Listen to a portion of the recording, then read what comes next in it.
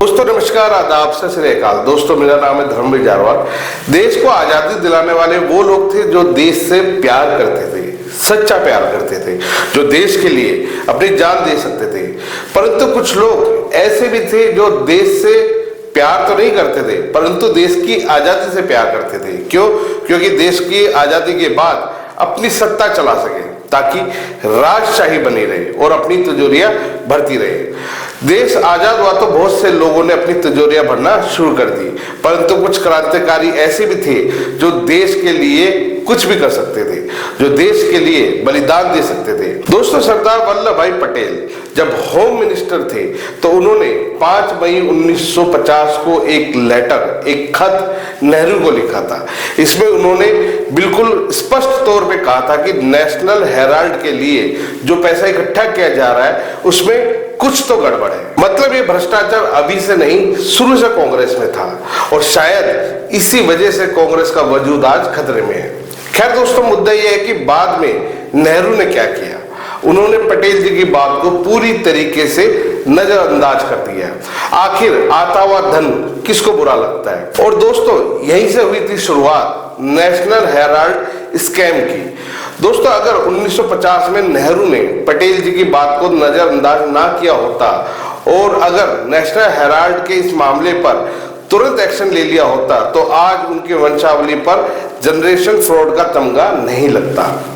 National Herald घोटाला शुरू हुआ और यह घोटाला इतना पुराना है कि इसकी जड़ें 1950 में मिलती हैं। और सबसे हैरान कर देने वाली बात यह है कि सरदार वल्लभ भाई पटेल ने तभी इसके खिलाफ चेतावनी दी थी, लेकिन जवाहरलाल नेहरू और कांग्रेस ने उनकी एक ना सुनी।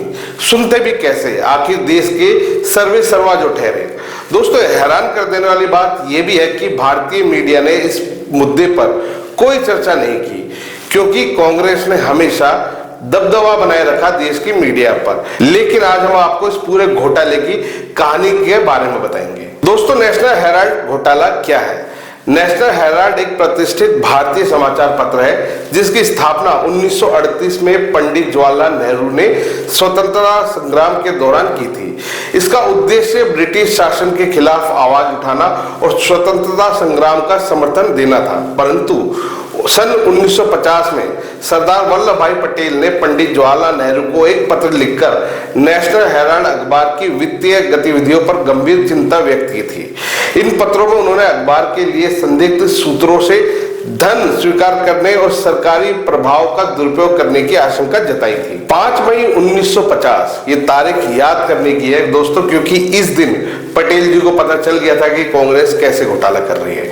5 मई 1950 को पटेल ने नेहरू को पत्र लिखा कि नेशनल हेराल्ड में 75,000 की राशि 2 संदिग्ध व्यापारियों से स्वीकार की गई थी जो हिमालय एयरवेज से जुड़े हुए थे। इन व्यापारियों को भारतीय वायुसेना की आपत्तियों के बावजूद एक सरकारी अनुबंधन मिला।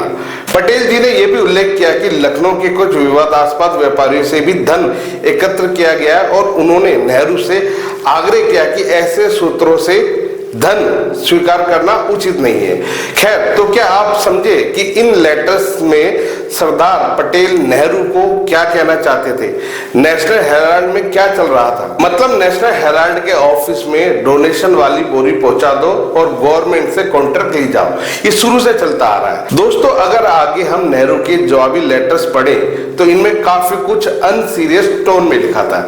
नेहरू ने उसी दिन जवाब दिया इस पत्र का, जिसमें उन्होंने कहा कि उन्होंने अपने दामाद और नेशनल हेराल्ड के महाप्रबंधक फिरोज गांधी से इस मुद्दे की जांच करने के लिए कहा है। दोस्तों, हालांकि पटेल जी ने अगले दिन यानी 6 मई को पुनः पत्र लिखकर अपनी चिंताओं को दोहराया और इस प्रकार की धनराशि स्वीकार करने के लिए नैतिक और राजनीतिक प्रभाव पर जोर दिया। परंतु आगे के जो लेटर्स हैं उनमें पता चलता है कि नेहरू इस मामले से खुद को किनारे कर रहे थे। उन्हें कोई आइडिया ही नहीं था कि नेशनल हेराल्ड में कौन फंडिंग कर रहा है और शायद वो ये जानना भी नहीं चाहते थे, क्योंकि राजशाही की आदत उनको पड़ चुकी थी और राजशाही की आदत छूटती कहाँ है। दोस्तों, पटेल जी ने 1950 में जो चिंता जताई थी वो आज यानी 2025 में कितनी सच साबित हो रही है। नेशनल हेराल्ड केस में आज सोनिया गांधी और राहुल गांधी के अगेंस्ट ईडी चार्जशीट की वजह से हेडलाइंस में है। ईडी का कहना है कि गांधी परिवार ने 5,000 करोड़ का स्कैम किया। प्रॉपर्टीज को इनलीगल एक्वायर करके बिना अपने पैसों को इन्वेस्ट किए। यह स्कैम 2010 से शुरू हुआ जब यंग इंडिया लिमिटेड नाम की कंपनी शुरू की गई। नेशनल हेराल्ड के एसेट्स को उसके थ्रू टेक ओवर किया गया। दोस्तों, अगर 1950 में नेहरू ने पटेल जी की बात को नजरअंदाज नहीं किया होता और अगर नेशनल हेराल्ड मामले पर एक्शन लिया होता तो आज उनके वंशावली पर ये जनरेशन फ्रॉड का तमगा नहीं लगता। सालों पहले ही पटेल ने नेशनल हेराल्ड के स्कैम को भांप लिया था। चाइना पर भी उनका अंदेशा सही साबित हुआ था। किसी नेता के लिए तो यह तभी संभव है जब उसमें ज्ञान, व्यवहारिकता और जरूरी क्षमता जैसे गुण हो जाते हैं। शायद ये नेहरू में नहीं थे। इस खबर के बारे में दोस्तों आपकी अपनी क्या राय है हमें कमेंट्स करके जरूर बताएं और खबर वीडियो सही लगे तो इसको शेयर करना बिल्कुल ना भूलें। नमस्कार।